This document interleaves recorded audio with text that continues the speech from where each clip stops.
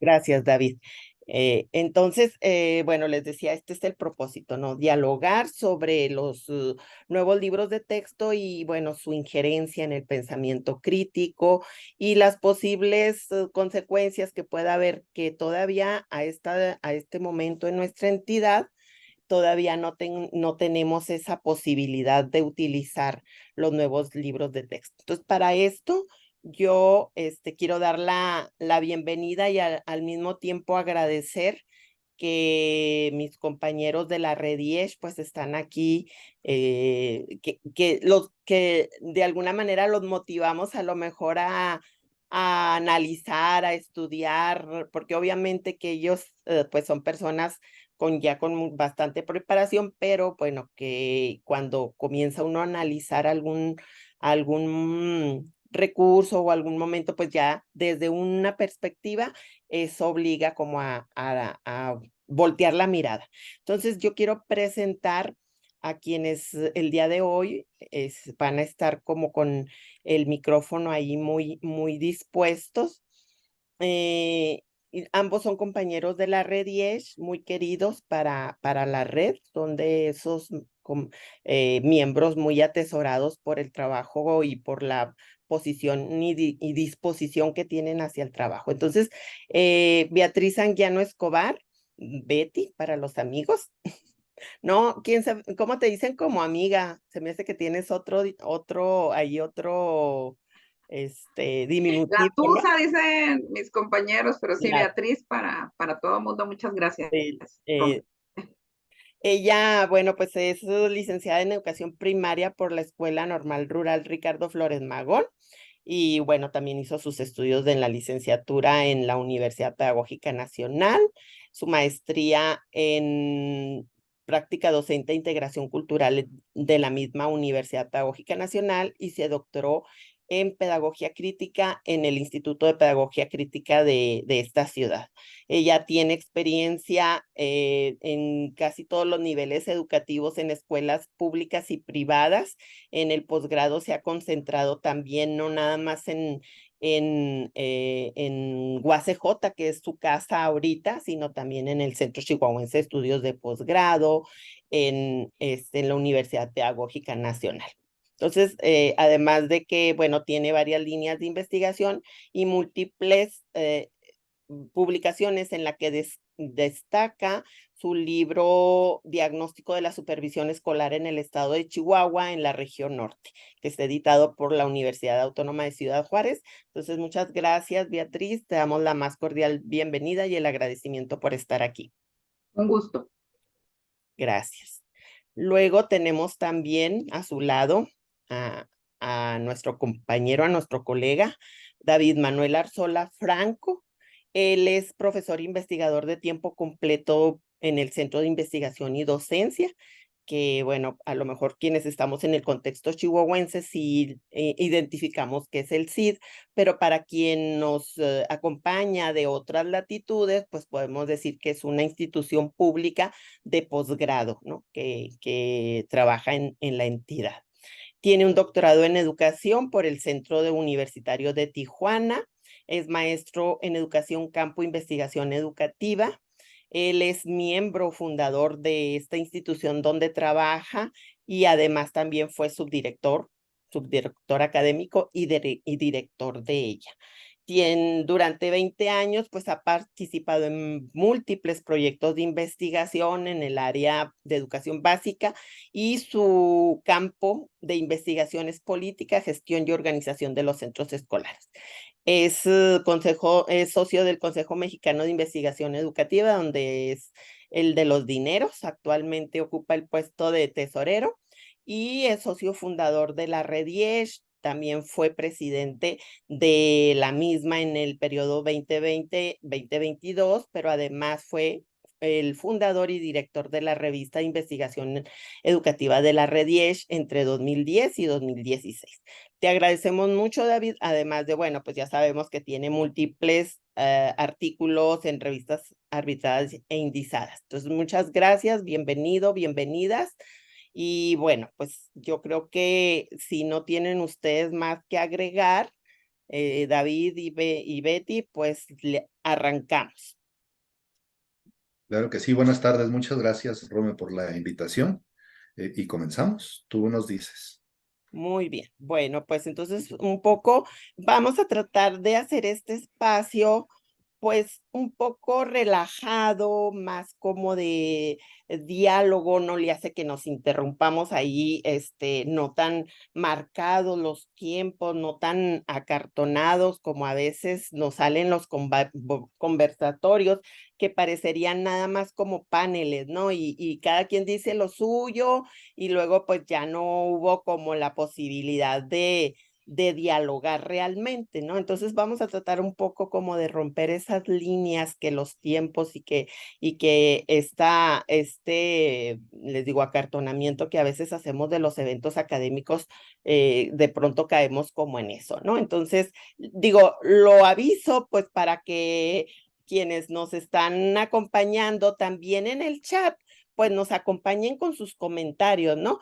No les podemos dar la palabra, desafortunadamente, que bueno, fue hasta que el tiempo nos diera para eso, pero ahí en el chat ustedes van a poder ir expresando cosas que una servidora y los mismos panelistas puedan ver y comentar, ¿no? A lo mejor nos da como tela de dónde cortar como para hacer otro tipo de comentarios no pensados desde las preguntas de quien modera y bueno, así se los planteo para que desde el principio, pues ese chat empiece a, a sonar.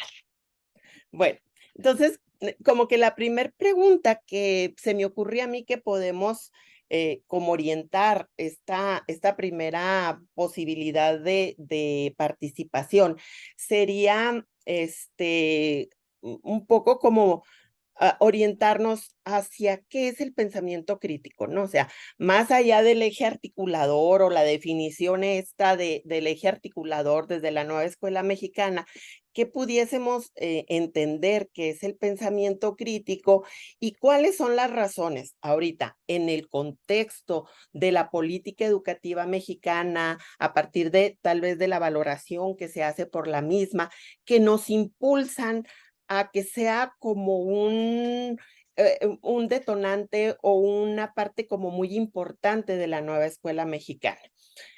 Como Beatriz tiene su micrófono abierto, pues empezamos por ella. Ya sabes, David, si tienes algo allí en el momento, pues podemos como conversarlo, pero si no, pues vamos a darnos pues hasta 10 minutos también para no abusar como de los tiempos y poder como brindar la posibilidad de que otras personas también participen.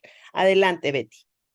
Muchas gracias. Bueno, mira, agradecer mucho esta primera provocación. Yo creo que serían mucho menos que 10 minutos. Me gustaría plantear algunos elementos que, como tú mencionabas, Rome, tienen mucho que ver con por qué cuestionarnos desde el pensamiento crítico. Entonces, sí, muy brevemente, no creo que tendríamos que distinguir, bueno, no tendríamos, me gustaría que distinguiéramos entre estas dos perspectivas de pensamiento crítico, una que está muy intelectual, que es muy cognitiva, que se usa mucho, por ejemplo, en instituciones privadas aquí en México, que hablan de las habilidades de pensamiento y que se quedan en este apartado justamente cognitivista, que si bien es importante, es necesario, que pasa por una especie de entrenamiento sobre los procesos complejos superiores del cerebro, pero que en algunas ocasiones queda limitado más como una habilidad, insisto, cognitivista, de organización, donde está el análisis, la síntesis, para irnos a la aportación filosófica que presenta el pensamiento crítico más que como esta habilidad meramente academicista y que lo presenta como una forma de ser y estar en el mundo. ¿Sí? La cuestión filosófica que dice, ¿qué estamos haciendo aquí? ¿Cuál es el propósito de nuestra vida? ¿Por qué tenemos ciertas condiciones de vida? ¿Por qué hay injusticias? ¿Por qué hay formas de no bienestar en el mundo? Que es a donde la filosofía nos orienta, ¿no? A preguntarnos la razón de la existencia humana y de la convivencia humana. Entonces, creo que el eje articulador, como tú bien dices, intenta ser un eslabón, ¿no? ¿no? Intenta ser un eslabón. Y el contexto al que te refieres, por qué iríamos más allá y no solo una cuestión academicista, decir esto es análisis, esto es síntesis, estas son las inferencias, estas son las comprensiones? Porque hay muchas personas, o vemos muchas personas que podemos tener muy buenos, muy buenas capacidades de pensamiento crítico academicista, pero podemos ser personas no éticas o no cívicas, ¿sí? O sea, personas muy inteligentes que saben sacar inferencias, que saben entender problemas complejos, pero que proceden de acuerdo a componentes no éticos, a componentes que pueden incluso transgredir el derecho de los demás. Y entonces, pues, insisto, ¿cuál sería el contexto que nos lleva a pensar en un pensamiento crítico complejo que se ancle en principios filosóficos de cuestionamiento sobre el bienestar humano? Pues porque desafortunadamente en el contexto en que vivimos en México y en el estado de Chihuahua, tenemos indicadores duros muy tristes. Actualmente Chihuahua ocupa uno de los primeros lugares en abuso infantil. En el 2020 teníamos 34.01% por cada 100,000 habitantes. Luego, además, en nuestra entidad se presentan algunas de las mayores tasas de suicidio en personas de 15 a 29 años. Chihuahua es de los más altos, con 26.4% también por cada 100,000 habitantes. Y en el estado de Chihuahua es el tercero, el cuarto, entre los que encabezan la tasa de feminicidios. Aunado a ello, pues la Cámara de Diputados también nos ha dicho que México es el segundo país más peligroso para vivir para la comunidad de personas trans y toda aquella comunidad que tiene una orientación de género y de sexualidad distinta, toda la comunidad lésbico, gay, bisexual, transexual, transgénero y demás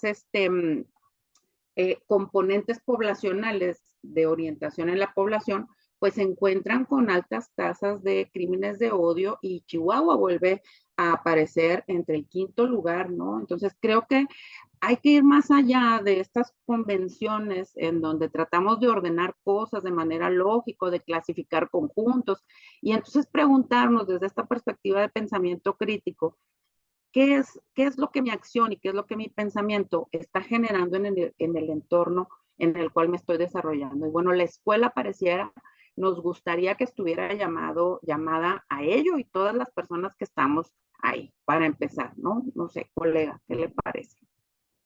Bien. Gracias. Completamente de acuerdo con usted, Beatriz. Ante la pregunta que hace Rome de por qué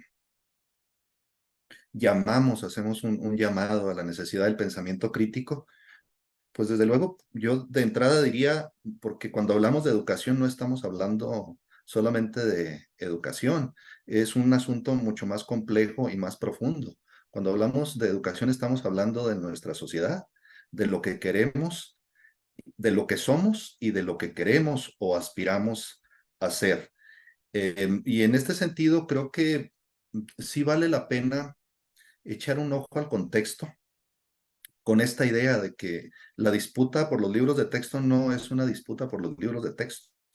Es más, ni siquiera es una disputa en el campo educativo. Desde luego tiene un trasfondo mucho más complejo en el que yo identifico pues al menos tres componentes. Uno sería el componente ideológico, es decir, hay una polémica, un enfrentamiento muy fuerte, una disputa sobre el papel del Estado en general, ¿no?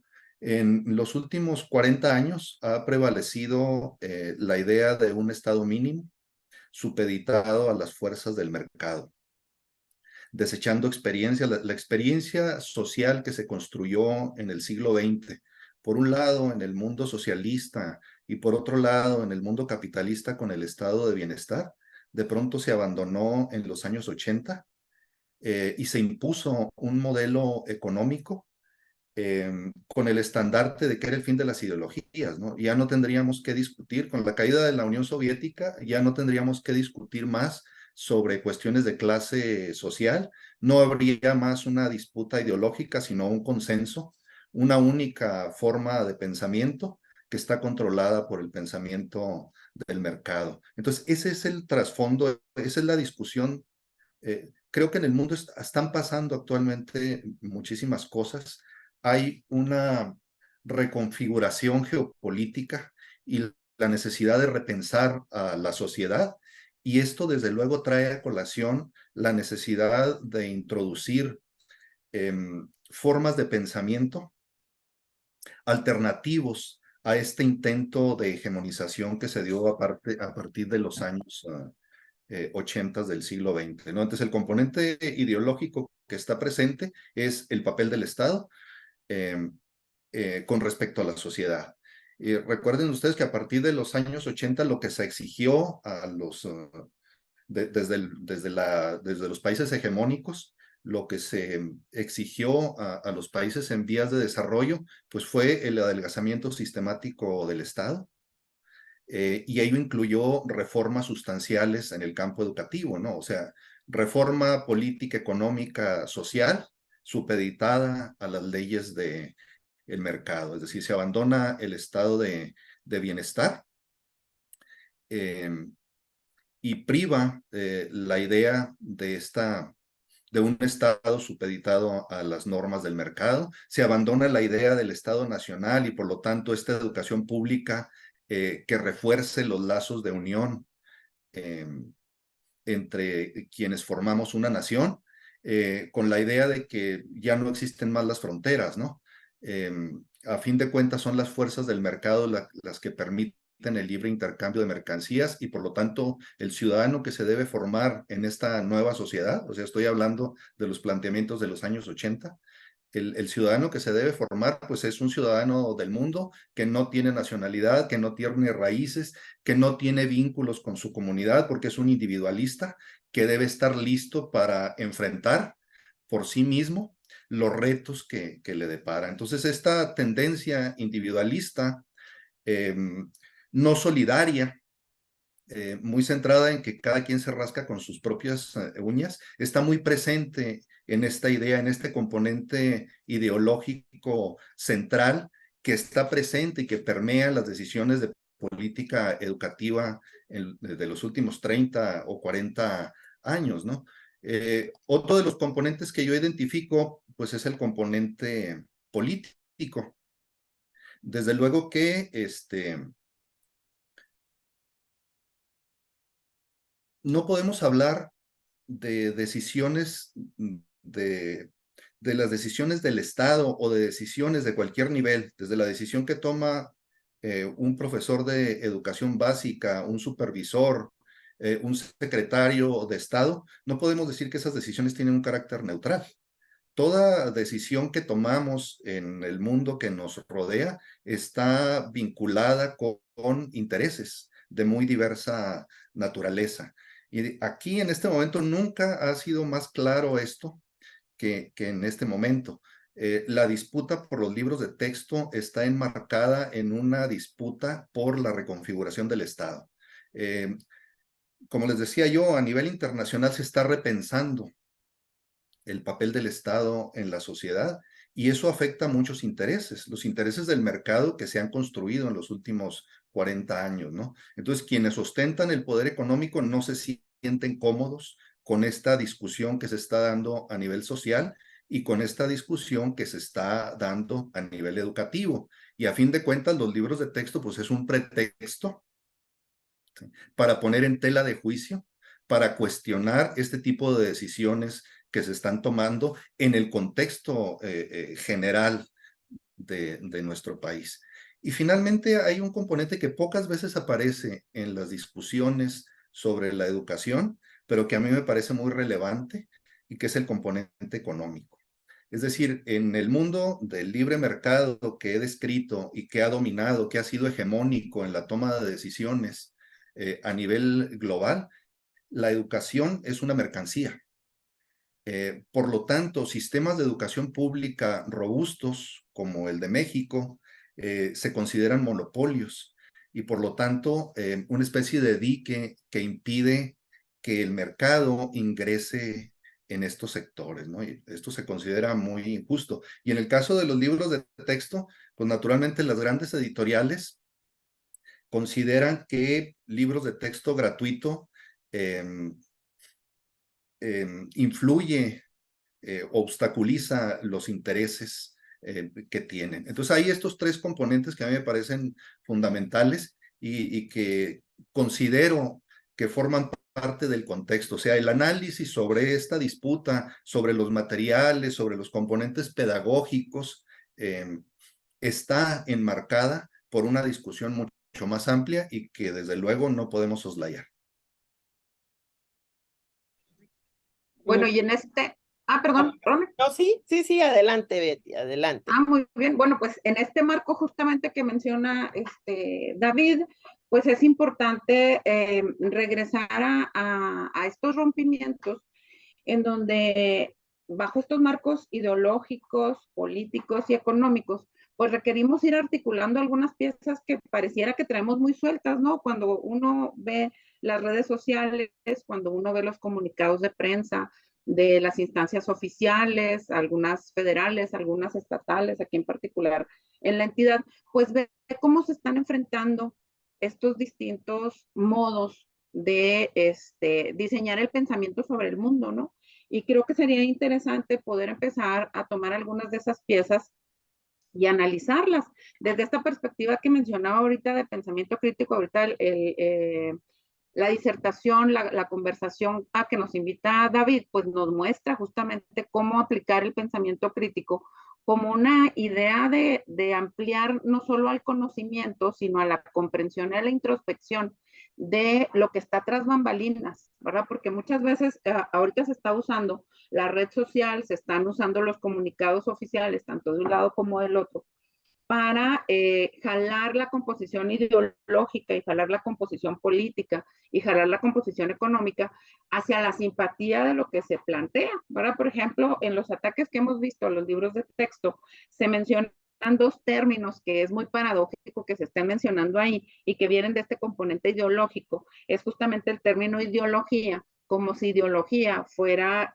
no sé, un fantasma o un ente diabólico, ¿no? Porque se traslapan ahí cuestiones que asustan a la gente, ¿no? Ideología en muchos términos, ideología de género, quieren jalar su ideología sobre la educación de nuestros hijos. Entonces, la ideología justamente es un conjunto de pensamientos, ¿no? Es un conjunto de pensamientos y cierto tipo de pensamientos caracterizados bajo ciertos principios, pues obviamente es legítimamente representan bajo el derecho la forma en que ciertos grupos nos queremos conducir. ¿No? Por ejemplo, quienes somos educadores o educadoras que queremos plantearnos como críticos o críticas, pues tratamos de ir más allá de la enseñanza memorística de ciertos conocimientos que se aprenden de memoria y que sirven para pasar un examen. O sea, es una ideología distinta sobre la educación a quien dice, bueno, a mí me toca enseñar que 2 más 2 son 4 y ese es todo mi trabajo y aquí termina mi trabajo y me voy. Entonces no es malo que haya cierta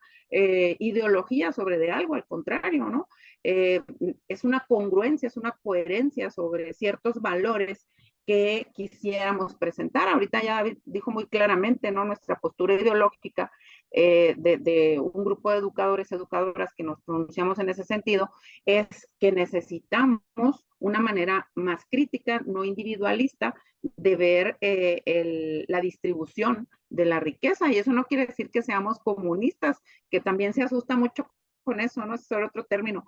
Vemos la palabra comunidad, donde nos estamos vinculando a justamente compartir, ay, perdón, porque de repente si no me muevo, se me va la luz, a compartir estos vínculos que no somos aislados o aisladas en el mundo, sino que pertenecemos a una comunidad y en esa comunidad también ejercemos esta posibilidad de acción, esta posibilidad de agencia, dirían algunos colegas desde la sociología, que intenta buscar una redistribución de la manera en que concebimos el bienestar, ¿no? De tener otra alternativa a esta palabra éxito que se tiene dentro de un entorno neoliberal, que solamente considera la cuestión del éxito como la acumulación de bienes, que establece una jerarquización incluso de las personas a partir de lo que se posee, cuando eso no depende de la persona individual, etcétera.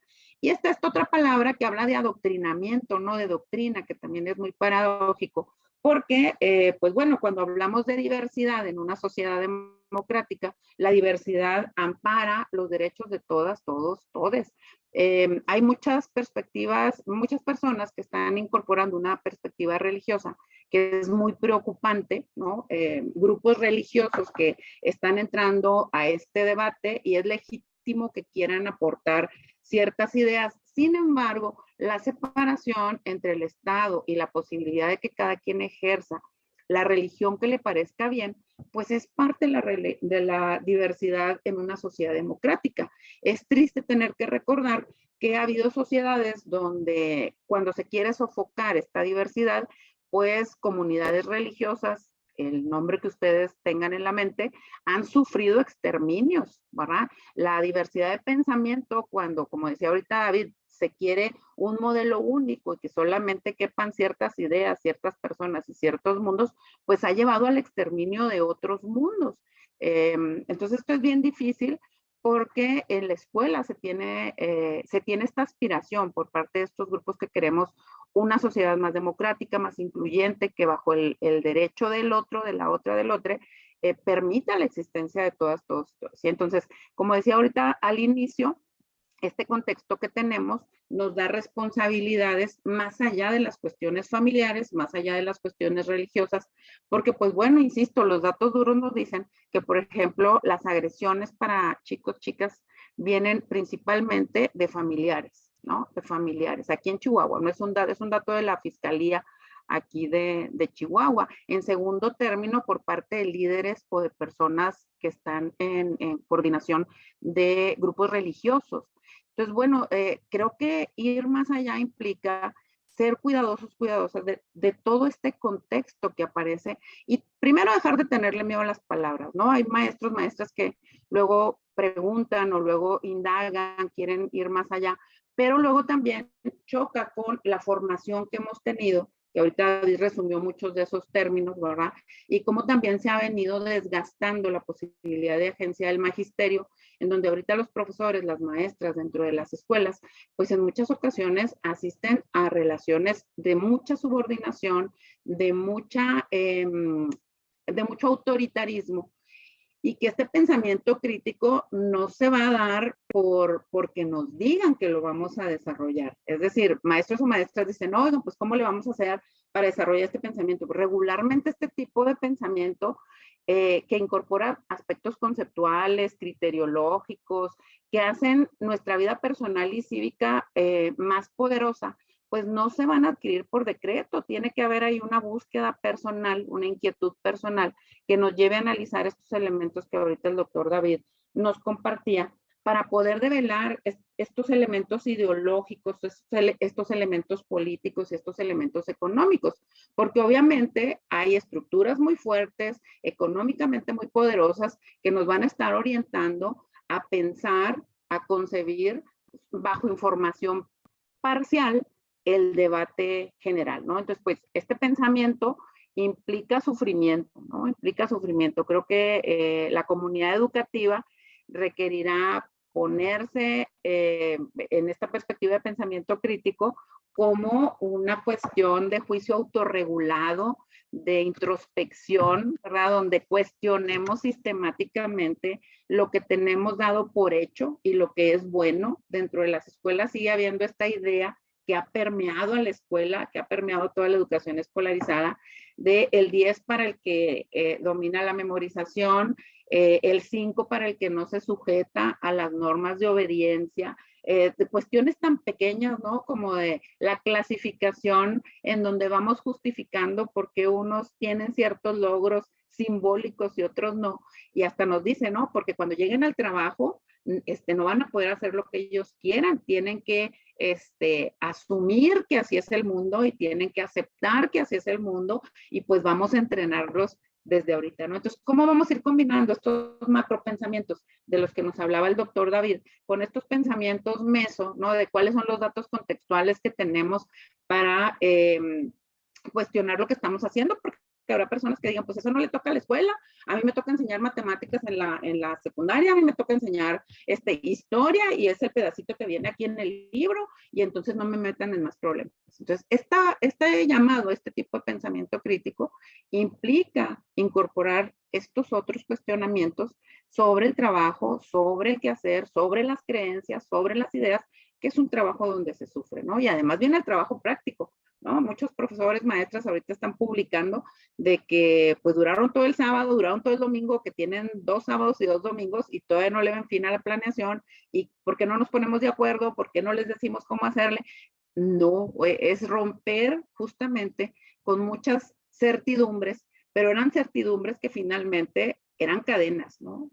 Siendo cadenas, terminaron por convertirse en el modo seguro de estar sin tener mucha problemática. Entonces creo que también habrá que ir viendo esos retos que se nos están presentando y que a veces colaboran con la mirada de, no quiero decir enemigos, porque también habrá que bajar esa visión sin quitar la combatividad, ¿no? Pero sí somos diferentes, o sea, son posturas paradigmáticas de pensamientos diferentes, pero estamos aspirando a que las transformaciones no crucen por la violencia, ¿sí? O sea, sí es una aspiración que tenemos a que las transformaciones de fondo no crucen por la violencia. Ese es el llamado que se quiere hacer, a que vayamos generando condiciones para el diálogo y ser congruentes con que pues el derecho debe asistirnos.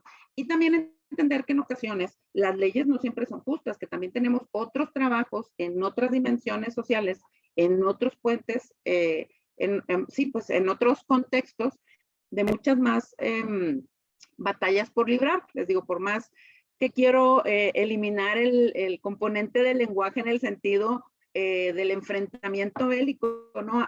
Hasta eso tendremos que aprender otras formas de hablar, pero ya hay que empezar a cuestionar esos elementos. Entonces, por lo pronto, así ideas sueltas, tratando de articularme en estos 3 elementos muy organizados que el doctor David nos aporta.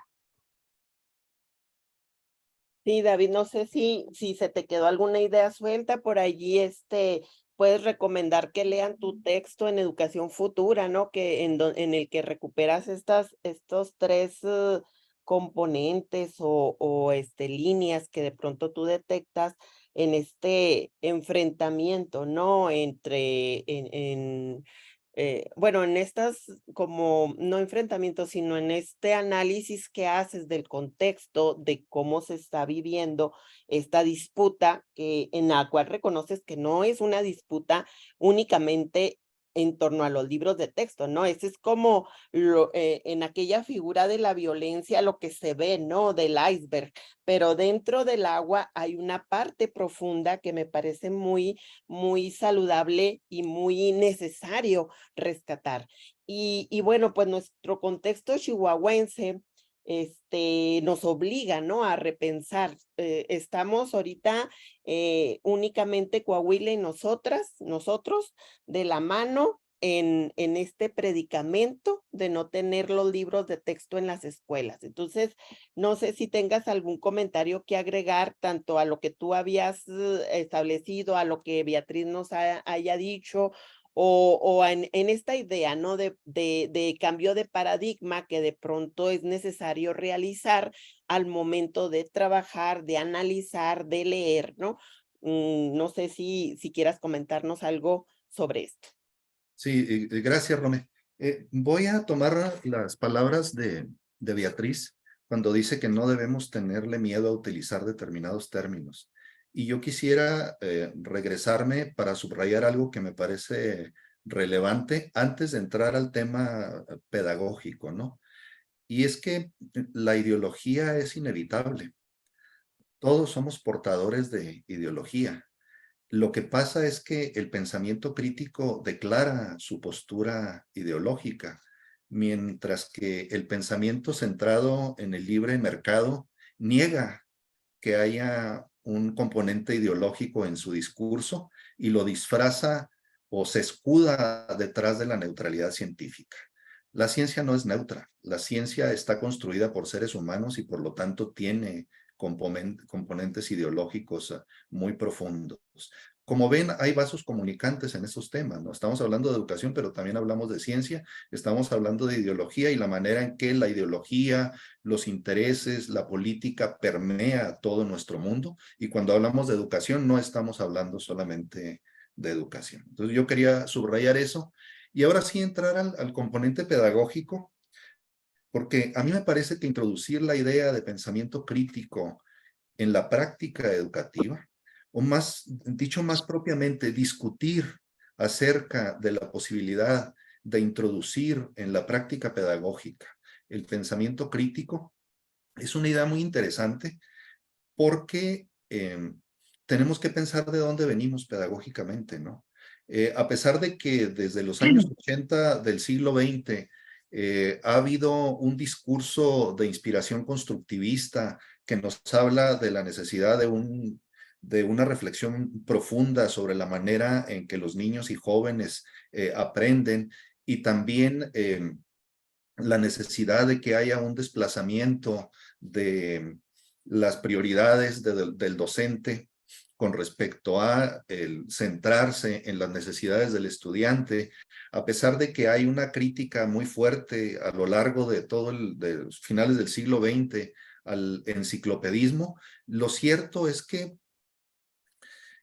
con todo el conjunto de políticas que se desplegaron o que se han desplegado en los últimos 40 años, lo que finalmente hemos tenido o ha prevalecido es la idea de una educación bancaria, ¿no? En la que el estudiante es solamente un recipiente en el que se van depositando los conocimientos. Otro es el asunto de la estandarización, que tiene desde luego como inspiración el modelo industrial. Es decir, la educación, cuando se describen los procesos técnico-pedagógicos, y fíjense bien que no me agrada mucho esta idea, lo técnico-pedagógico implica justamente esta inspiración del modelo industrial, donde se ve a la educación como una especie de línea de ensamblaje, donde hay un conjunto de insumos que son los contenidos, hay un proceso que es la práctica pedagógica, el proceso de enseñanza y aprendizaje, y finalmente hay un producto, ¿no? El modelo por competencias y la obsesión por la evaluación son un ejemplo muy claro de esto, ¿no? O sea, tienes que tener evidencia del aprendizaje de los estudiantes y para tener esas evidencias, pues necesita evaluar el docente, pero también necesita evaluar la escuela, pero también el Estado, el gobierno, necesita hacer evaluaciones y se necesitan hacer evaluaciones no solo de carácter nacional, sino también de carácter internacional, lo que implica también una desconfianza profunda en la profesionalización de los docentes, en su preparación y su capacidad para responder a las necesidades de los estudiantes, y una sujeción del mismo docente a un conjunto a un guión que se debe seguir, ¿no? A un guión técnico instrumental y que además está sancionado por la evaluación. Entonces es esta idea de insumo, proceso, producto. Otro de los grandes problemas que vemos es la fragmentación del conocimiento, que es un problema no solo educativo, es un problema del conocimiento científico mismo, ¿no?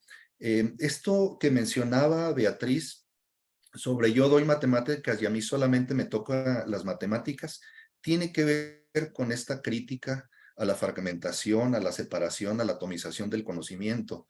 Es decir, el profesor de matemáticas sabe solamente de matemáticas, el de español solamente de español. Las ciencias naturales todavía es más grave porque hay quien sabe solamente de química, solamente de física, etcétera, ¿no? Entonces, cada quien está en su ámbito y no se cruzan. Disciplinarmente, yo decía, es un problema del conocimiento mismo porque estas disciplinas no se tocan, no se cruzan. La hiperespecialización nos impide establecer conexiones. Lo mismo sucede en la escuela. Pasamos de español a matemáticas y parece que no tiene nada que ver una cosa con la otra. Pasamos de historia y eso no tiene nada que ver con física o con química. Entonces vamos construyendo el mundo por parcelas y no somos capaces de integrar todo ese conocimiento que en sí mismo no está separado. El mundo funciona como un todo. Sin embargo, tenemos esa tendencia a separarla y es uno de los grandes problemas pedagógicos que se identifican o que se han identificado desde finales del siglo XX, ¿no? Yo me atrevería a decir desde mediados del siglo XX, ¿no? Hay una advertencia muy clara por parte de Edgar Morin en 1999 cuando publica Los 7 saberes necesarios para la educación del futuro, y habla y advierte justamente de esta necesidad de integrar en lugar de separar, de romper la razón instrumental y tratar de contextualizar los procesos, y que la educación sea un vehículo para unir todo esto que aparentemente está disperso, separado, fragmentado, ¿no? De ahí el gran valor que para mí tiene estas propuestas del pensamiento crítico, ¿no? Necesitamos repensar la educación, no solo por razones técnico-científicas, sino por razones éticas y morales. Es decir, hay que agregar otros elementos para complejizar el análisis de nuestra realidad. El desarrollo científico racional no garantiza el desarrollo moral.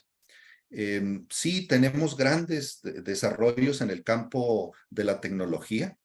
El desarrollo tecnológico es vertiginoso e imparable, pero también hay un deterioro de las condiciones de vida de la mayor parte de la población, y es inmoral que por un lado haya unos pocos que poseen cantidades ingentes de riqueza, mientras que hay millones de personas que mueren de hambre, y esas son cosas que aparentemente no se deben eh, señalar, ¿no? Porque a fin de cuentas, con la lógica del mercado, la generación de riqueza por sí misma va a generar los equilibrios, ¿no? O sea, si hay riqueza arriba, algo goteará hacia abajo. Bueno, 40 años de este ejercicio nos han demostrado que eso no sucede. Entonces necesitamos repensar todo eso, y la educación es un vehículo para el desarrollo moral. O sea, no se trata de contenidos. Y a mí me parece extraordinario que haya quien se desgarre las vestiduras en las redes sociales porque no va a haber matemáticas más en la escuela.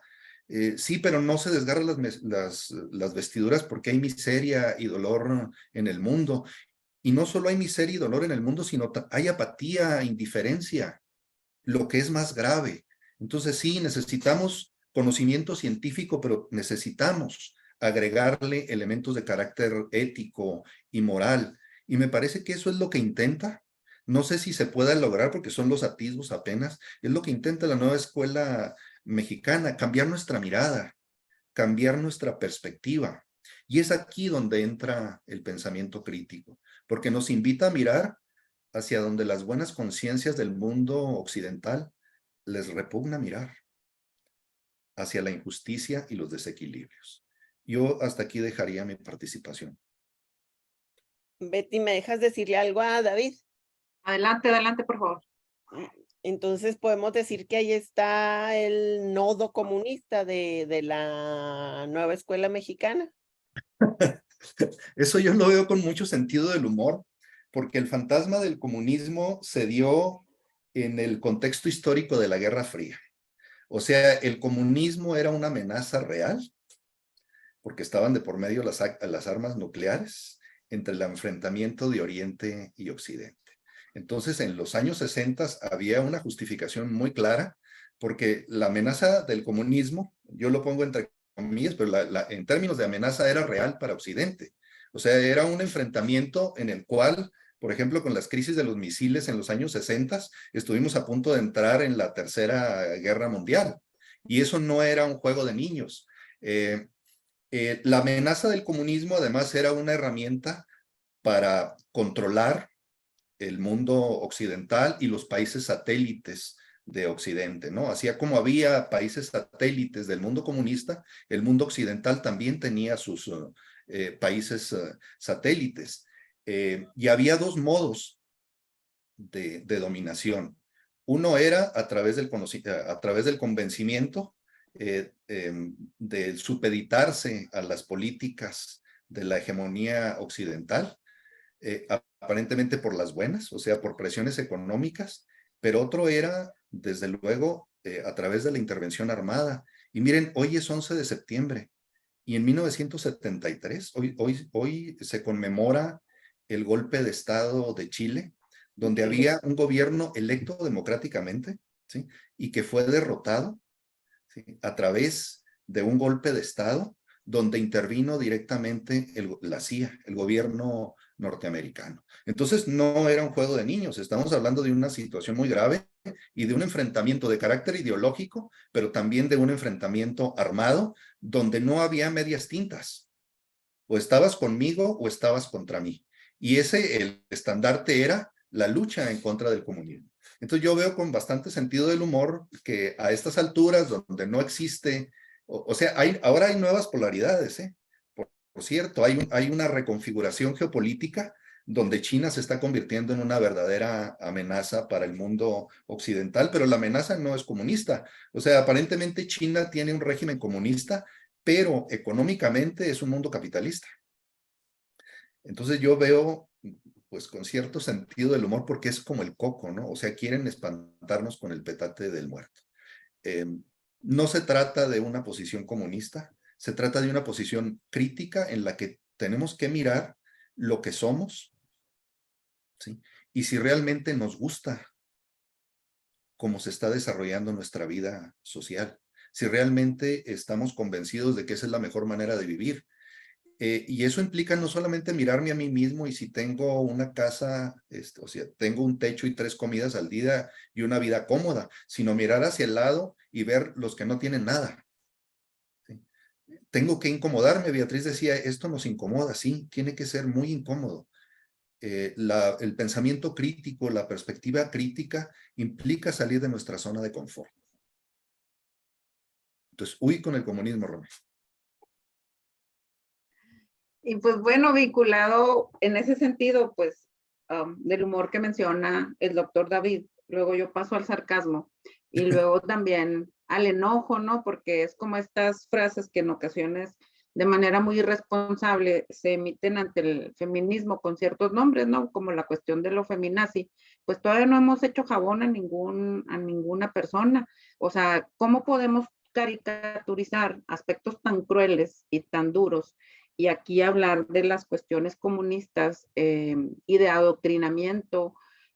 Vaya, así bien personalmente, ¿no? Muchas aquí tenemos una familia que, y así le decimos, llevamos a nuestros niños y niñas a la doctrina, y es un uso y una costumbre y es un rito que queremos tener, pero de ahí a que queramos imponer esa costumbre y ese rito a otras personas que no lo conciben como parte de su ser y vivir, pues es una lucha que se ha ganado, porque recordemos que no hace también mucho tiempo, es más, todavía hay países donde ser cristiano o cualquiera de las modalidades cristianas implica que vayas a la cárcel. Entonces, cuando atentamos contra el derecho de algunas diversidades, pues atentamos contra el derecho de nuestras propias libertades y derechos conquistados. Entonces, insisto, voy al sarcasmo y luego voy a la indignación, porque digo, no es posible que tratemos con tanta ligereza esos términos, ¿no? Y volviendo a los ejemplos muy cercanos, muy familiares, pues esta manta del comunismo tenía mucho que ver con las cuestiones religiosas.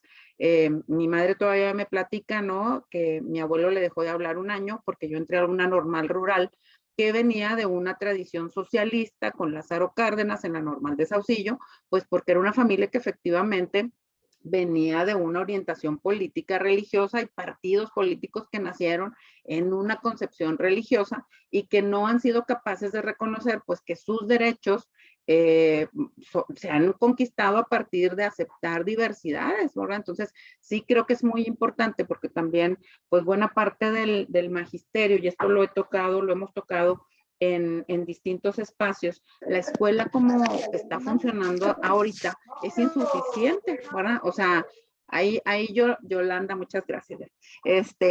Ahorita estamos jugando a la cuestión educativa, porque lo que estamos haciendo es una caricatura de la cuestión educativa, que ahorita Romen nos llamaba a reflexionar acerca de por qué habría esta posibilidad de cambiar de paradigma si queremos trabajar, o si tenemos esta aspiración de trabajar con algunos principios, con los principios de la nueva escuela mexicana y de los nuevos libros de texto gratuitos, haciendo este enlace entre lo geopolítico, lo macro y el componente pedagógico a que ahorita aludía el doctor el doctor David, ¿no? Porque en estas circunstancias, estos materiales, estas herramientas pueden representar un impulso para generar otras formas de concebir lo educativo en general, porque recordemos que la educación pues no es exclusiva de la escuela, pero sí de la educación escolarizada en particular, para poder responder a estos nuevos escenarios, que también, como decía David, ni son tan nuevos, o sea, ya tenemos bastantes años, 30 años cuando menos,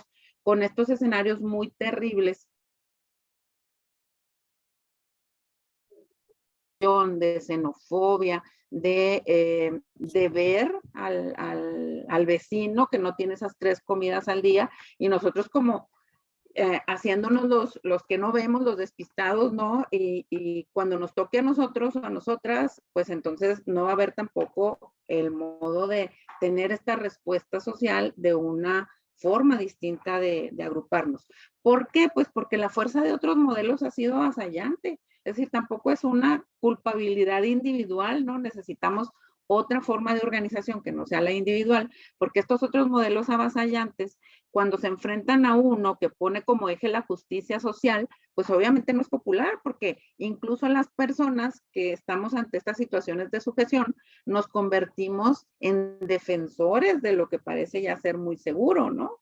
Y bueno, esta nueva forma de tratar de concebir lo educativo, interpreta y atropella un régimen que es muy sólido, ¿sí? O sea, no podemos demeritar la fuerza a la que nos estamos enfrentando, en la que estamos inmersos e inmersas. Es un régimen muy bien estructurado, que tiene medios de comunicación, que tiene, pues vaya, un panóptico sumamente consolidado, y así que la opción de otras, perdón, la búsqueda de otras opciones no va a ser sencilla, no va a ser rápida, no va a ser homogénea. ¿Sí? O sea, ese asunto de que me dicen, a ver, maestro, entonces díganos cómo vamos a planear. Necesitamos en un mes hacer el proyecto fulano, y ¿sabe qué? Para el noviembre, todos, aunque estemos trabajando con eso, ya los niños y las niñas tienen que leer y escribir. O sea, es otra vez poner el vino en vasijas de barro viejas, ¿no? Para seguir con estas metáforas de nuestros libros religiosos. No estamos en contra de lo religioso. Es más, reconocemos el derecho de esas opciones de escribir.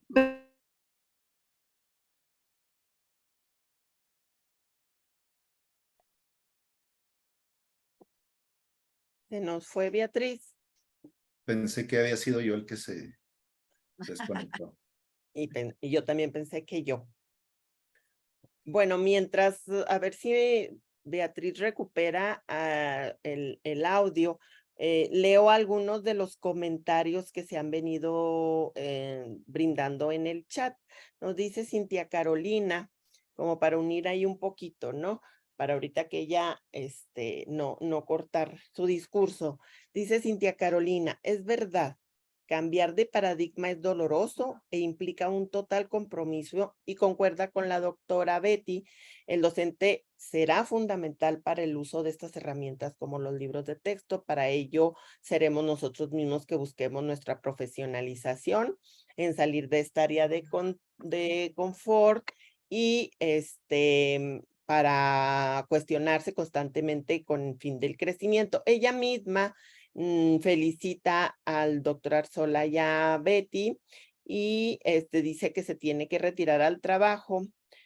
Había hecho otro mensaje donde también dice, habla de la importancia del pensamiento crítico y desde su perspectiva la asesoría, ¿no? Porque bueno, yo creo que podemos retomar lo que Cintia nos pone aquí en torno a los retos que esto representa, porque de pronto, decirlo desde la academia, desde nuestro lugar de privilegio, ¿no? Porque luego también hay que entender que tenemos un lugar de privilegio como investigadores, con, no sé, horas para pensar, para leer, para reflexionar, pero luego ubicarnos en los zapatos de quienes están allí en el frente, de alguna manera, en la primera línea de batalla, ¿no? Que es pues el aula, ¿no? La educación básica.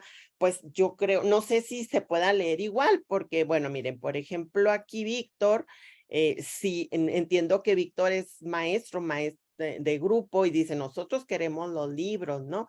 Y entonces, no sé, David, si tengas algún comentario sobre eso. Creo que ya Betty volvió a entrar porque Ya ya... regresó Beatriz y me Ah, gustaría que cerrara sí, Betty. su- Muchas Mientras, gracias. Ahí les mientras, estaba preguando que quién me sacó, hablando de este régimen avasallante al que nos enfrentamos y que es un panóptico. Fue la censura. No, es la tecnología. Muchas gracias. Pues básicamente estaba cerrando, ¿no? Esa parte en donde no podemos ser ingenuos o ingenuas, en donde vamos a tener esas herramientas que obviamente en este pensamiento positivo, en donde el gobierno trabaja esto, el otro gobierno trabaja esto, la siguiente estructura trabaja lo otro, y luego me van a enseñar a mí, y luego yo voy a aprender, y luego voy a ir, y lo voy a depositar en los chicos. O sea, es este modelo al que criticaba el doctor David. No va a ser así. No sé cómo va a ser, eso también me reclaman mis maestros y maestras, colegas, cuando dialogamos. No hay recetas, o sea, eso también me parece sumamente importante, que también como alude Morán, ¿no? En su preclara obra, navegamos en archipiélagos de certeza en este mar de incertidumbre, requerimos de un tipo de creatividad filosófica, crítica, alterna, no está diseñado ese futuro al que queremos ir, es decir, ese es el sufrimiento al que nos referimos, a ese lanzarse al vacío, y pues también retomando una aportación de ese partido político que ahorita no quiere los libros de texto, ellos abordaban mucho esta parte de la desobediencia civil y ese llamado a la conciencia, ¿verdad? Entonces, necesitamos otros modos de hacer grietas, de hacer fisuras en la monogamia de esa forma de ver el mundo y en la monogamia de ejercer lo pedagógico. Podemos acompañarnos, pero esta búsqueda de liderazgos también tiene que transformarse. Ahorita estamos cuestionando la palabra liderazgo, ¿no? Estamos buscando otras formas de comunalidad. Algunas organizaciones sociales y educativas en algunos estados del sur de nuestro país están abonando a estas concepciones. También cuando criticaban de que la propuesta de la nueva escuela mexicana no tiene un sustento, vaya, tenemos epistemologías del sur que obviamente porque no son parte de este modelo avasallante, pues han tardado mucho para ser hasta comunicadas en las escuelas, ¿no? Hay maestros o maestras que me dicen, es que esto es completamente nuevo para mí, es que yo no entiendo que se fumaron, que hicieron eso. Pues obviamente cuando no tenemos los andamios previos y esta ciencia, como decía David, está tan controlada por cierta perspectiva de mundo, pues la ciencia alternativa no va a entrar, ¿verdad? Entonces, sí creo que es importante desbaratar esta fantasía de que es que cuando tengamos menos niños, es que cuando nos preparen mejor, es que cuando va a ser, es imposible desde lo que ahorita yo contemplo, que vayamos a esperar esa estructura, es decir, es como el deseo de regresar al vientre materno, ya no estamos ahí, no vamos a estar, nada más nos queda lo que está enfrente y no sabemos exactamente lo que está enfrente. Tenemos principios, tenemos ideas muy claras de lo que ya no puede seguir sucediendo, ¿sí? Pero los puentes no están tendidos todavía. Y la mala noticia es que los tenemos que tender nosotros, nosotras. Ahí, David. Gracias, Betty. Quiero hacer una aclaración, perdón por mi mala lectura. Víctor, que no sé si sea padre de familia o maestro, dice que quemarán los libros, ¿no? De fuego, de lumbre, son basura, hay que tirarlos, hay que romperlos, no sirven, ¿no? Corrijo, perdón por eso. Y me encantó, Beatriz, esta analogía, tenías que ser mujer, tenías que ser feminista, esto del parto, ¿no? O sea, nos está costando, nos está doliendo y como dices, no nos podemos regresar, o sea, no nos podemos al seno materno. Esta idea la recupero porque me agradó mucho, ¿no? Gracias por compartirla. Y bueno, David, ¿qué puedes decir? No sé si tengas algún mensaje para Víctor o en lo general, ¿no? ¿Qué nos puedes compartir con estas ideas de Beatriz y con lo que había estado como leyendo yo? O que puedas leer Bien, también del chat. sí, gracias, Rome. No es extraño y es alarmante que no sea extraño escuchar esta idea de que hay que quemar los libros, ¿no? Un libro no se quema, independientemente que yo esté de acuerdo con su contenido o no.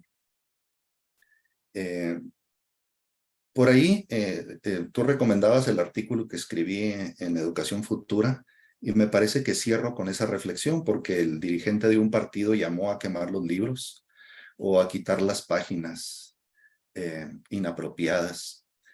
Pero recuerden que el movimiento nacional socialista alemán en los años 30 del siglo XX, que desencadenó finalmente en la Segunda Guerra Mundial, comenzó quemando libros y terminó con un genocidio terrible, ¿no?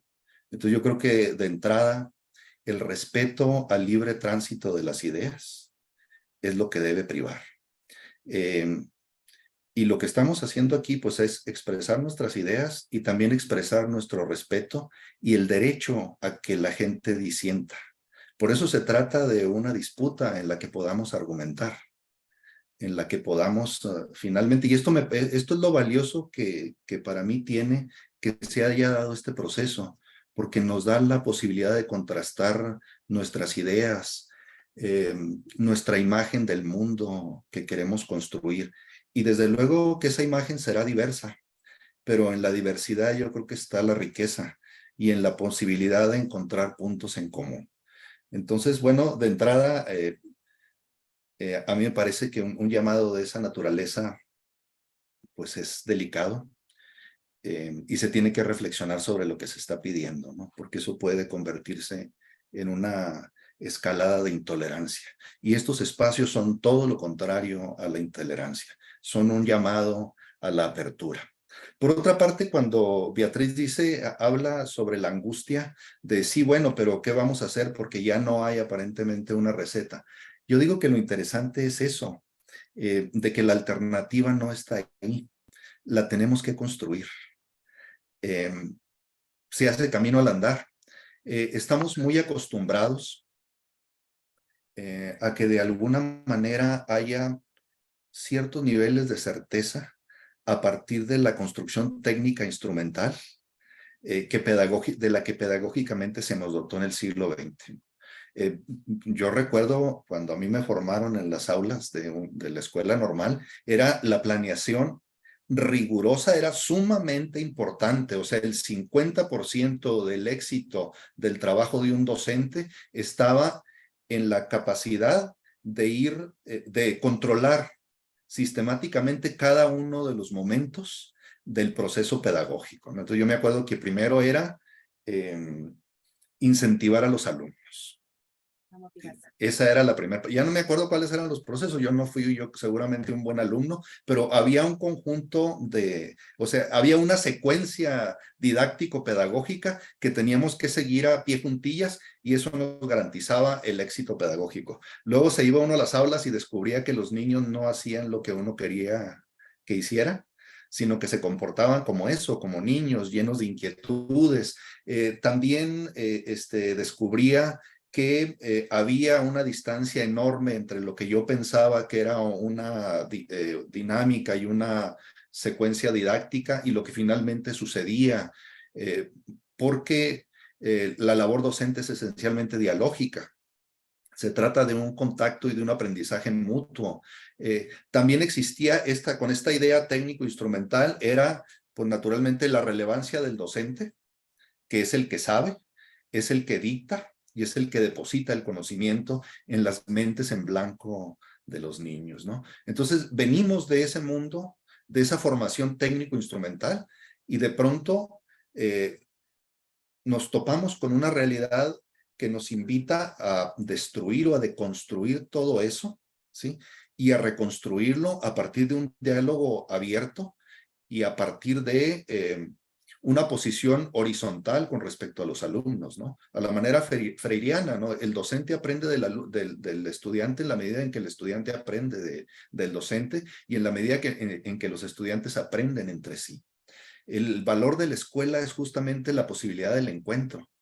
No está en los contenidos y es algo que me parece muy grave también cuando discutimos sobre estos temas, que estamos centrados en los contenidos y no estamos centrados en el proyecto de humanidad que queremos. Cada una y cada uno de nuestros estudiantes son un ciudadano en potencia y necesitamos de la construcción de esa humanidad, pero no la construcción en solitario, sino la construcción en comunidad. A partir del diálogo y a partir de los lazos que se van tejiendo entre nosotros, ¿no? La vida urbana nos ha fragmentado, como está fragmentado el conocimiento por disciplinas, también nosotros estamos separados ya de la comunidad y por lo tanto estamos separados del mundo. En los pueblos pequeños, en las comunidades rurales, pues es común que la gente se siente en la plaza y los vecinos se conocen unos a otros, se protegen mutuamente, etcétera, y van generando lazos de unión, ¿no? La vida urbana, el mundo contemporáneo, ha destruido todas esas formas de estar en el mundo, que es necesario recuperar. Y la escuela justamente es un medio para eso. El único lugar donde los niños, bueno, por ejemplo, yo me crié en la calle, donde todos los niños nos metíamos a las casas de las mamás de los demás niños y mis amigos venían a mi casa como si fuera la de ellas, lo de ellos, ¿no? Pero actualmente eso ya no se puede. Y la única forma en que conviven los niños, ¿sí?, es en la escuela, donde están todos juntos y aprenden a crear lazos de unión, de identificación mutua, ¿no? Mi tercer comentario va con respecto a si hay un cambio de paradigma en este tipo de propuestas. Y bueno, a mí las respuestas dicotómicas siempre me han parecido tremendamente peligrosas y yo siempre tengo salidas salomónicas al respecto, ¿no? La respuesta es compleja, por lo tanto yo diría sí, no al mismo tiempo. Y eso es lo interesante, de que no hay certeza en esto. Yo digo que sí es un cambio de paradigma con respecto a lo que se ha planteado en las últimas décadas, ¿sí? Nos exige una nueva mirada, ¿no? ¿Qué había en las últimas décadas? Bueno, yo creo que ya lo comenté, ¿no? Políticas educativas inspiradas en la economía de mercado, supeditadas a las directrices de organismos internacionales como la OCDE, que justamente la OCDE es la Organización para la Cooperación y el Desarrollo Económico, o sea, no es una instancia educativa, y sin embargo dicta las políticas educativas que los países miembros deben desarrollar.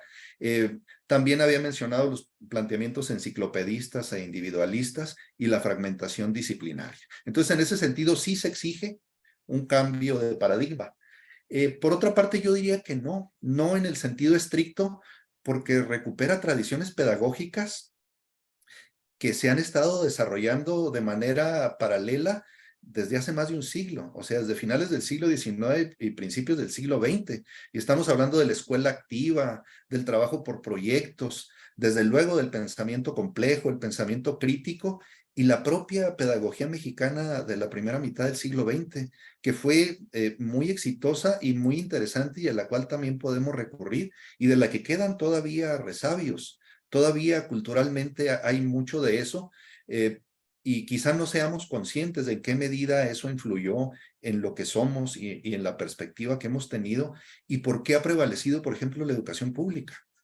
Porque ante las presiones internacionales de carácter económico, por ejemplo, por liberar a las fuerzas del mercado al campo educativo, o sea, permitir que se privatice la educación y que finalmente se someta a la ley de la oferta y la demanda, haber conservado eso a pesar de las políticas de los últimos 40 años, tiene que ver con el sentido que se construyó a lo largo del siglo XX sobre la importancia y la relevancia de la educación pública, ¿no? Entonces no es un esfuerzo en vano y hay que recuperar la experiencia mexicana. También yo diría, bueno, ya dije unos sí y unos no, agregaría otros sí. Es un cambio de paradigma en la manera en que pone en tela de juicio los valores que se han incubado durante mucho tiempo, ¿no? El individualismo exacerbado y que son males de nuestro tiempo y que se están revisando no solo en México, sino a nivel internacional, ¿no? Pone en tela de juicio la ética del mercado, el individualismo, estas posturas aspiracionistas. Y aquí sí diría, hay que distinguir muy claramente entre aspirar a ser mejores, a tener una vida cómoda y lo que es el aspiracionismo, que intenta renegar de lo que se es y querer ser mejor a costa de los demás, ¿no? A costa y por encima de los demás. Donde el otro no es mi semejante, mi amigo, mi compañero, mi igual, es un competidor. Eso tiene que ver con el aspiracionismo, ¿no? Es un cambio de paradigma, sí, porque la idea de justicia social se había sustituido por el éxito a partir del mérito personal. Eso es uno de los males más graves, ¿no? Estaba hablando de la competencia feroz, ¿no? La propuesta es el darwinismo social. O sea, alcanzan las mejores posiciones aquellos que son capaces de escalar en esta guerra individualista, ¿no? Desde luego tiene que ver con la crítica, con una crítica a esta idea de que la pobreza y la marginación no es responsabilidad de un sistema injusto, sino es responsabilidad de cada uno de los individuos, ¿no? Y esto nos lleva a males muy graves que aquejan a la sociedad y que están presentes justamente en esta disputa por los libros de texto. Aparecen una y otra vez el clasismo, o sea, el desprecio hacia los de abajo, que son considerados incapaces, el racismo, o sea, la blanquitud como un valor o como una meta a la que se tiene que aspirar, y otras muchas formas de discriminación que ustedes mismas han estado exaltando, ¿no? Bien, yo hasta ahí dejaría esta parte de mi participación. Sí, pero como que para poder hacer preguntas vamos a hacer el metrómetro, a ver si es cierto, para poder participar, a ver cómo, a ver, pronuncio en Chile, Chilaca 880 para darles la palabra, ¿no? Porque ahorita que hablamos de xenofobia, de blanquitud, de racismo, bueno, pues de mi gobernadora no van a estar hablando, David? Muy bien. Atendida tu observación. Perdón por el sarcasmo, ¿no? Pero bueno, somos producto de este tipo de sistemas. Y yo quiero, bueno, regresarme a los comentarios del chat.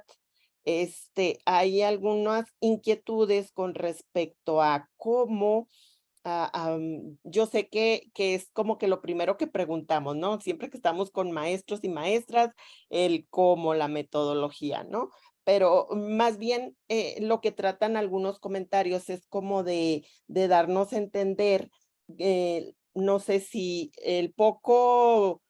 la poca preparación de esta visión crítica, de este posicionamiento crítico que tiene los maestros y maestras y que es necesario para la práctica pedagógica. Entonces están como planteando un problema de cómo vamos a promover este pensamiento crítico en el alumnado cuando yo maestra, no me he apropiado ni siquiera del concepto y no ha cambiado pues mi forma de pensar, no sé, pues estoy como a la deriva pensando qué es el pensamiento crítico, ¿no? Entonces, no sé cómo vean eso ustedes con respecto a ya lo que sucede en las aulas, lo que se demandaría pues al momento, como dice Betty, me piden mis alumnos y alumnas, es que pues el plan, cómo hacerlo, con ideas o una ruta o un ejemplo. Y bueno, no sé si esto sea lo mismo o nos lleve como a una reflexión como más profunda, ¿no? De lo que se necesita para trabajar la nueva escuela mexicana. Es que, bueno, obviamente así como dice también David, las respuestas son muy complejas, ¿no? O sea, ¿qué más quisiéramos que decir? Sí, no, así en automático, porque pues obviamente, insisto, es el pensamiento positivo y es muy difícil ir contra la propia formación porque así nos formamos 1.1.1, 1.1.2, y quisiéramos que todo eso estuviera así estructurado para ir entendiéndolo de tal manera que cuando me sé esos pasos, ya puedo ir a desarrollar. Pero también, como decía el doctor y quienes hemos estado aquí en un aula, con chicos y chicas de 0 a 3 años o de 3 a 5 o de 5 a 12. Sabemos que una de las características de la práctica docente es la imprevisibilidad y la incertidumbre. Y bueno, a mí me parece que necesitamos establecer ese marco de pensamiento pedagógico, filosófico, didáctico, para poder ir dialogando sobre los elementos más prácticos o más técnicos, porque hace 30 años vengo escuchando de que no me eche este rollo, usted dígame cómo le hago y yo le hago. Y en ese pedir, pues seguimos condenándonos a nosotros mismos, a abandonar en otras manos la posibilidad de esta nueva manera de pensar. Entonces, pues sí, obviamente hay algunas pautas ya cuando estás en algunos contextos y que ves con mucha particularidad cuál es la dinámica del colectivo, cuáles son las características de las maestras y los maestros. Por eso queremos tender mucho más a la formación o al acompañamiento de formación, porque ya ni siquiera hablamos de formadores o formadoras, sino acompañantes de la formación, porque la formación tiene un componente irrenunciable de aportación personal, es decir, tiene que haber ese querer personal.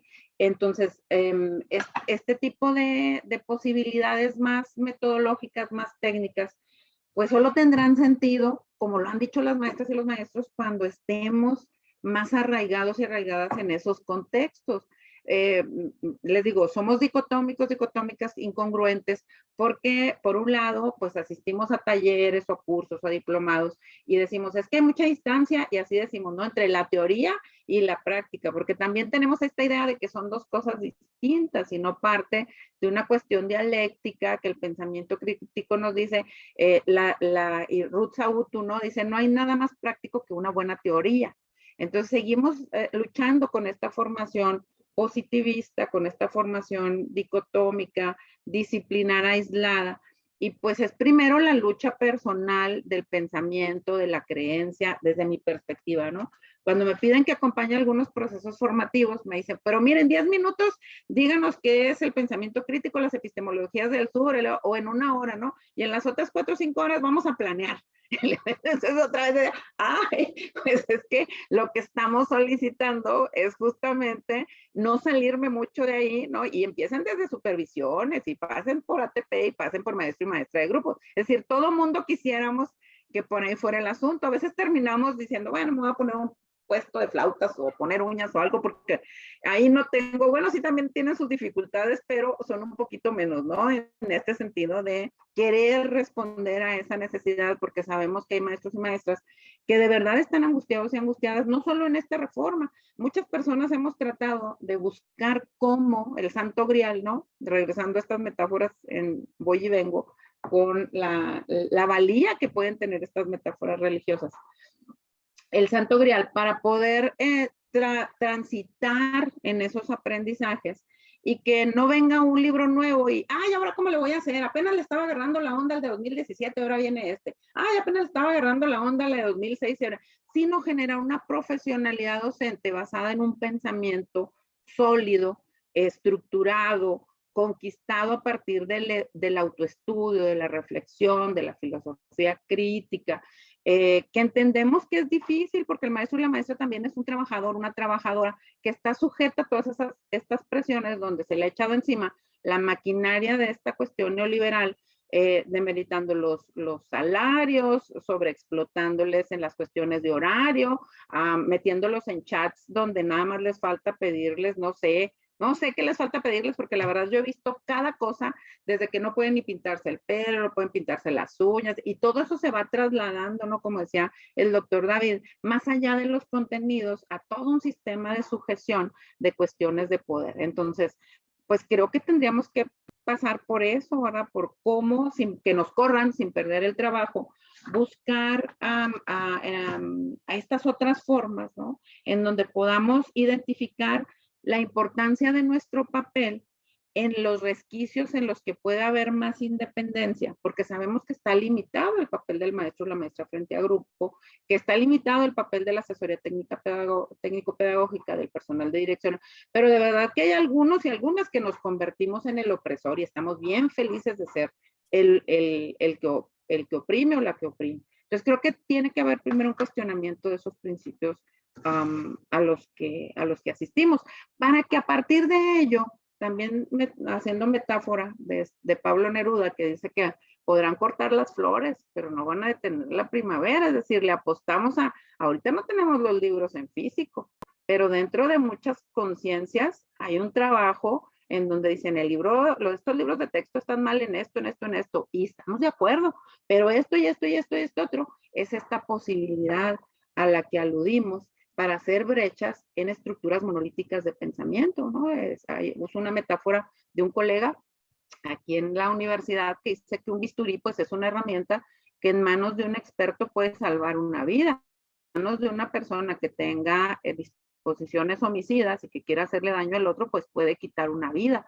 Entonces, vamos más allá de los libros de los que se van a quemar, no lo podemos evitar.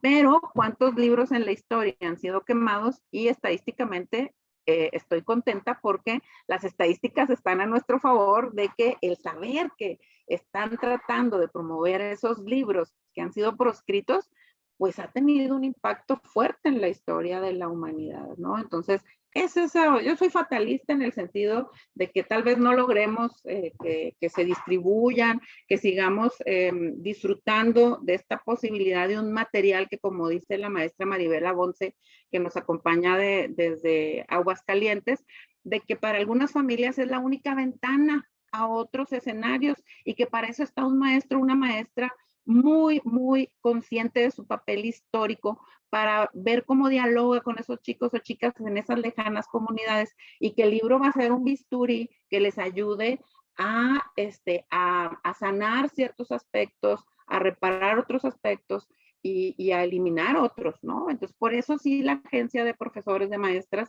pues sigue siendo lo más valioso. Los libros son necesarios, pero creo que algunas cosas le tengo que agradecer a la gobernadora, que creo que es una persona sumamente inteligente y que está haciendo un ejercicio congruente con su perspectiva ideológica, política y económica. No coincidimos, y esa estrategia, pues vean, nos tiene aquí y eso me da muchísimo gusto. Bien, pues muy bien. No sé, David, ya el tiempo se nos está viniendo encima. Estábamos pensando en que era 1 hora y media. Iniciamos un poquito tarde, por eso es que estamos pasándonos unos pocos minutos, pero yo creo que ya es momento de cerrar. Si quieres recuperar alguno de los comentarios que están ahí en el chat, para que pues también sentir que los compañeros y compañeras expresaron algo y que fue de alguna manera puesto también en el centro de las ideas, ¿no? ¿Qué nos podrías compartir, David? Sí, gracias, Rome. Voy a tratar de cerrar con 2 comentarios. Uno, seguir el hilo de las ideas sobre el planteamiento que se le hizo a Beatriz sobre este asunto de, bueno, sí, pero el maestro de grupo necesita de alguna manera o exige de alguna manera cierto nivel de orientación, que está muy vinculado con la manera en que hemos sido formados, ¿no? Desde que yo tengo memoria, la formación ha estado centrada en esta idea, yo le llamo muy técnico-instrumental, ¿no? Donde el docente realmente no es concebido o no es visto por el gobierno, por el Estado, como un profesional de la educación, sino como un técnico que opera los planes y los programas de estudio. Entonces, estamos acostumbrados a recibir directrices, a que haya un determinado enfoque, una determinada perspectiva y luego que esa se traduzca automáticamente en estrategias y sugerencias de actividades así muy concretas, ¿no? Y yo recuerdo los libros del maestro en los años 70, venía desde el objetivo general, los objetivos particulares, los objetivos específicos, las actividades, o sea, se describía todas las actividades que debía desarrollar el docente por cada uno de los objetivos y luego cómo debía evaluar, ¿no? Por supuesto que nadie seguía esas guías, ¿no? Pero a fin de cuentas daba la seguridad de que había un asidero a partir del cual el docente podía transitar en su práctica, ¿no? Entonces, cuando de pronto quitas eso, pues sí hay una especie de orfandad, de decir, pero la exigencia sigue, mis estudiantes están aquí, ¿qué es lo que voy a hacer? Y yo diría que el asunto es que se trata de un cambio de mentalidad. No se trata de estrategias concretas, sino de reflexiones profundas acerca de nuestro quehacer. ¿Sí me están escuchando? Sí. Ah, es que de pronto sentí que se había, la imagen se había ido. Se trata de que reflexionemos acerca de lo que hacemos y si realmente nos satisface lo que estamos haciendo. Es decir, un cambio profundo de mentalidad. Y aquí yo sí citaría a Cervantes en El Quijote de la Mancha cuando dice, vestidme despacio, Sancho, que tengo prisa. Han sido, bueno, al menos los últimos 30 años de un verdadero adoctrinamiento con determinado enfoque. Hay un adoctrinamiento ahí. Parece escandaloso que ahora se aluda de que hay un adoctrinamiento en los libros de texto. Eso ha estado presente. El componente ideológico ha estado presente en los materiales educativos a lo largo de todas las ediciones de los libros y de los materiales para los docentes, etcétera, ¿no? Y nos han adoctrinado de esa manera. Entonces, desmontar eso implica un desgarramiento porque nos quita la seguridad que ya teníamos en el hacer, en el actuar. Por otro, entonces, se trata de un proceso de largo alcance y a fin de cuentas no se trata del resultado porque nuevamente estaríamos cayendo en el modelo industrial, sino se trata de la utopía, de la posibilidad de verdaderamente transformar nuestro quehacer y contribuir de alguna manera en el desarrollo de las potencialidades de nuestros estudiantes, en hacer mejores ciudadanos, mejores personas, ¿no? Y finalmente cerraría con la cuestión de que a mí me parece que se ha puesto demasiado énfasis en los libros de texto, cuando lo más relevante es el proceso de enseñanza y aprendizaje. Es decir, lo que pasa en las aulas. El libro de texto es solo una herramienta de trabajo para los docentes, es un complemento y un apoyo a la tarea de profesores y profesoras, como muchos otros recursos de los que ahora se disponen. Ahora, lo que sí debo decir es que el valor que tienen los libros de texto es su carácter orientador del enfoque con el que se puede asumir el compromiso de educar. En el fondo son un pretexto para abrir el diálogo en las aulas y por lo tanto el diálogo con la sociedad, ¿no? El resto depende de los estudiantes, de los docentes y de sus prácticas. El valor del libro de texto gratuito también ya se señaló aquí en los comentarios. Tiene que ver con cuestiones de justicia social, porque, bueno, con los contenidos basura que hay actualmente por todos lados, quizás sea el único documento que realmente tiene un valor formativo que llegue a ciertos hogares, a ciertas casas. No habrá otro tipo de literatura y eso ya es una gran ventaja. Entonces son necesarios, son indispensables, pero bueno, en el fondo de lo que se trata es de que los libros estén ahí, pero de qué va a ser el docente con estos materiales, ¿no? Y finalmente yo diría, como toda herramienta, su valor está en que se puede mejorar permanentemente. No creo que sea la herramienta idónea. No existe nunca una herramienta idónea, pero sí el esfuerzo permanente por mejorar ese tipo de materiales. He dicho. Por lo Muy pronto. por lo pronto. Muy bien. Betty, no sé si quieras tú dar un breve mensaje final. Solamente agradecer a todas, todos y todas quienes se sumaron a la conversación. Sabemos que luego tienen también sus redes de trabajo y ahorita tenemos personas en distintos contextos. Eso es muy gratificante. No diré más. Por supuesto que coincido con este cierre que hace el doctor Arzola. Muchas gracias. Bueno, pues si alguien quiere cerrar con algún otro comentario, a mí me da mucho gusto tener entre nuestro público al doctor Manuel Gil Antón, del que hemos aprendido tanto. Entonces, no sé si nos haga el honor de brindar un mensaje de evaluación de nuestro foro. ¿Qué le pareció de nuestro conversatorio, doctor? Le estoy haciendo como manita de puerco, pero bueno, ya sabe cómo somos las norteñas. Lanzadotas. Creo que no está ahí entonces, yo creo. Bueno, pues alguien que quiera cerrar con algo, con lo que le deja el conversatorio. Bueno, evidentemente hay muchas cosas que se nos quedaron en el tintero, pero bueno, la invitación está abierta para que en otro momento y con otros actores podamos seguir discutiendo esto. Yo agradezco muchísimo a la Rediech que me haya invitado y realmente disfruté mucho esta conversación. Muchísimas gracias, Rune. No, gracias a ustedes. Estamos ahí endrogados, ¿eh? No, al contrario, y pues muchísimas gracias. Sabemos que este es un diálogo que nos da para mucho más. Ya hay más cosas por hacer. Dialogar ya es hacer algo. Este es, como decía David, parte del proceso. Y hacer comunidad es uno de los elementos muy importantes que vamos a poder apuntalar. Muchas gracias a la Rediech, por supuesto, a la iniciativa de Romelia de estar propugnando por estos espacios y pues a que justamente estemos más cercanos y cercanas en distintas formas y en distintos, en distintos espacios. Muy bien.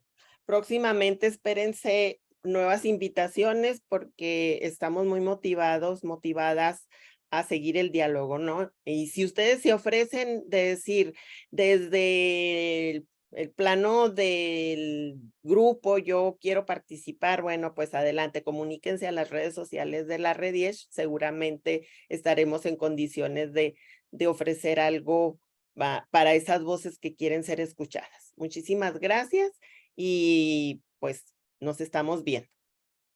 Claro, Gracias, maestra Romelia, y felicidades a los ponentes. Excelente. Un Muchas gracias. abrazo. Gracias, Caro. Se les quiere un montón. Muchas gracias. Buenas tardes. Igualmente a ustedes. Bye bye. Bye. Luego, buenas tardes, excelente charla. Gracias.